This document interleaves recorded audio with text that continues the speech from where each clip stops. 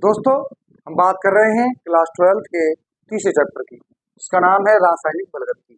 इसमें हमने देखा कि समाकलित वेग समीकरण विधि से हम कैसे शून्य कोटि की अभिक्रिया को समझ सकते हैं और कैसे हम प्रथम कोटि की अभिक्रिया को समझ सकते हैं।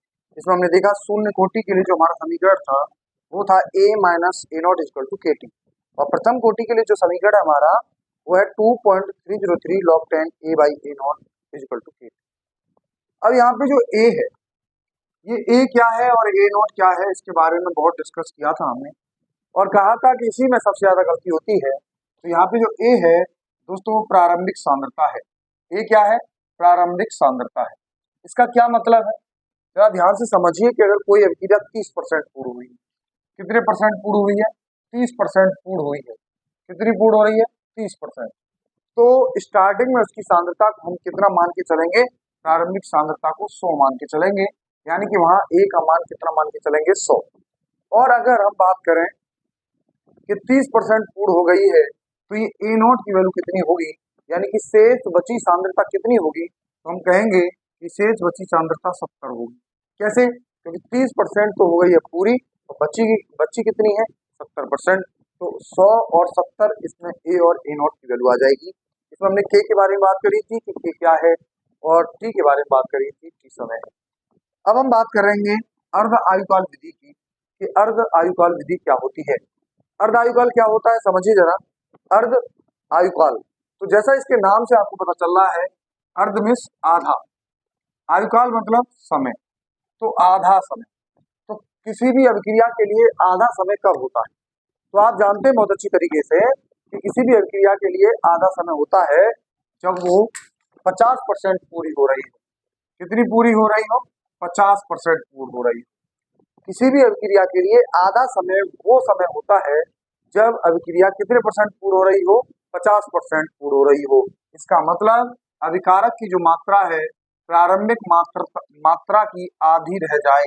अभिकारक की मात्रा प्रारंभिक मात्रा की आधी रह जाए। जैसे a की वैल्यू 1 है, तो जो बचेगी a नॉट की वैल्यू वो 1/2 बचनी चाहिए। यही हम कह रहे हैं कि अर्ध आयुकाल वो समय है, आधा समय वो समय है जब अभिकारक की सांद्रता प्रारंभिक सांद्रता की आधी रह जाती है। तो क्या कहा हमने? अर्ध आयुकाल वो समय है। अर्ध आयुकाल के बारे में हम कह रहे हैं कि दोस्तों अर्ध आयुकाल क्या है? अर्ध आयुकाल समय है। और कौन सा समय? वो समय जिस पर प्रारंभिक सांद्रता कितनी हो जाती है? आधी बच जाती है। उस समय को हम क्या कहते हैं? अर्ध आयुकाल कहते हैं। इस अर्ध आयुकाल विधि से हम किसी भी शून्य कोटि की अभिक्रिया को कैसे समझेंगे? तो हमने कहा है कि यहाँ पे देखिए a की वैल्यू हम मानेंगे 1 और a नॉट की वैल्यू कितनी मानेंगे? 1/2। ऐसा क्यों कर रहे हैं हम? ऐसा क्यों कर रहे हैं? क्योंकि हमने कहा कि अर्ध आयुकाल वो समय है जिस पर अभिकारक कितना रह जाता है? आधा रह जाता है। तो a की वैल्यू 1 हो गई, a नॉट की वैल्यू 1 हो गई। तो अब हम शून्य कोटि के लिए अगर अर्ध आयुकाल निकालना देखें, शून्य कोटि के लिए अर्ध आयुकाल, तो शून्य कोटि के लिए अर्ध आयुकाल कितना आएगा?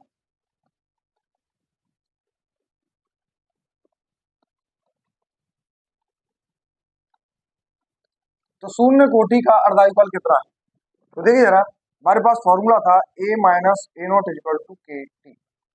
अब जब अर्ध आयुकाल की बात करेंगे तो अर्ध आयुकाल को हम सिंबल टी 1/2 से दिखाएंगे। इसका क्या मतलब है? अर्ध आयुकाल वाला समय। टी 1/2 का मतलब क्या है? अर्ध आयुकाल वाला समय। क्या ये आपको समझ में आ रहा है? हमने कहा कि किसी भी अभिक्रिया के लिए अर्ध आयुकाल क्या होता है? वो समय जिस पर अभिकारक की सांद्रता आधी रह जाती है। जैसे हमने कहा कि यदि a की वैल्यू स्टार्टिंग में 1 हो तो a नॉट कितना रह जाएगा? 1 का आधा रह जाएगा। तो हमने कहा a की वैल्यू कितनी है? जैसे अगर a को a मान लें तो ये कितना रह जाएगा? a/2 रह जाएगा। अगर a को x मान लें प्रारंभिक सांद्रता, तो कितना रह जाएगा? ये x/2 रह जाएगा। अब इसमें वैल्यू लगा दीजिए। मान लीजिए a था और a नॉट की वैल्यू a की आधी रह जाएगी। हम यही कह रहे हैं कि प्रारंभिक सांद्रता a है, तो a नॉट जो है वो कितना बच जाएगा? इसका आधा बच जाएगा। तो इक्वल टू k, और ये कौन सा समय होगा? अर्ध आयुकाल समय होगा, क्योंकि यहाँ पर सांद्रता कितनी बची है? आधी बची है। तो हम इसको सॉल्व करेंगे तो ये हो जाएगा 2a minus a upon 2 is equal to के टी हाफ। इसको सॉल्व करना आप जानते होंगे। देखो आसान तरीका है इसको सॉल्व करने का, इसका इसमें गुणा करो, इसका इसमें गुणा कर दो और इसका इसमें गुणा कर दो, जो चिन्ह है उसको ऐसे कैसे लगा दो। 2a में से एक ए गया तो एक ए बचा, तो a बटे 2 के इंटू टी ऑफ हाफ।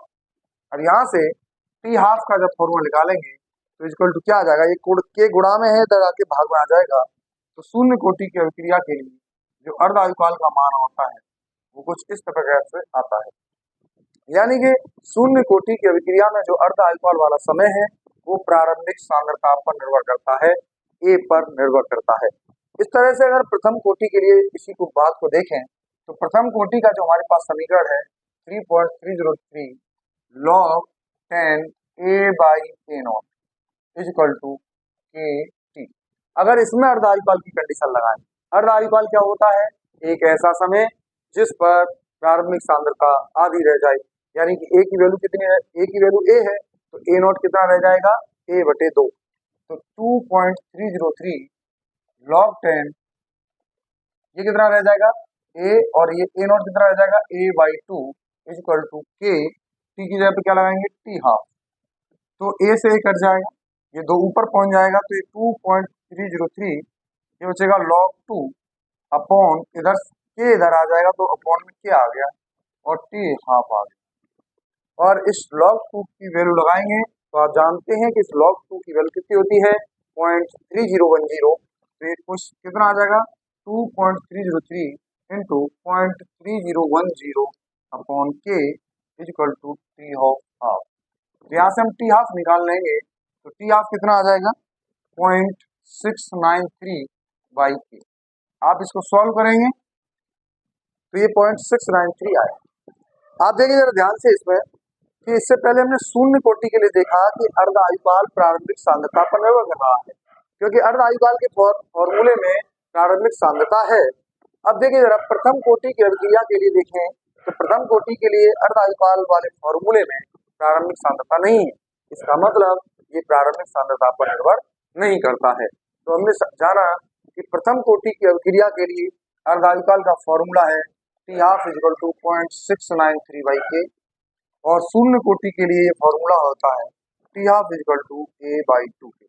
इस तरीके से हमने किसी भी अभिक्रिया के लिए अर्ध आयुकाल का मान निकालना सीखा है। अब आप किसी भी अभिक्रिया के लिए निकाल सकते हैं। तो इस तरीके से हमने 2 फॉर्मूले यहाँ पे लिख दिए हैं। अब आपके पास में 4 फॉर्मूले बने, एक तो पूरा समीकरण शून्य कोटि के लिए A minus A naught is equal to के टी समाकलित वेग समीकरण, और इसके अर्ध आयुकाल का मान T half is equal to 0.69 A by 2 के शून्य कोटि के। प्रथम कोटि के लिए फॉर्मूला है 2.303 log 10 a by a naught is equal to के टी, और ये टी हाफ इसका आ रहा है 0.693 बाई के। इस तरीके से हमने प्रथम कोटि और शून्य कोटि के लिए इन समीकरणों से अर्ध आयुकाल का मान निकाला।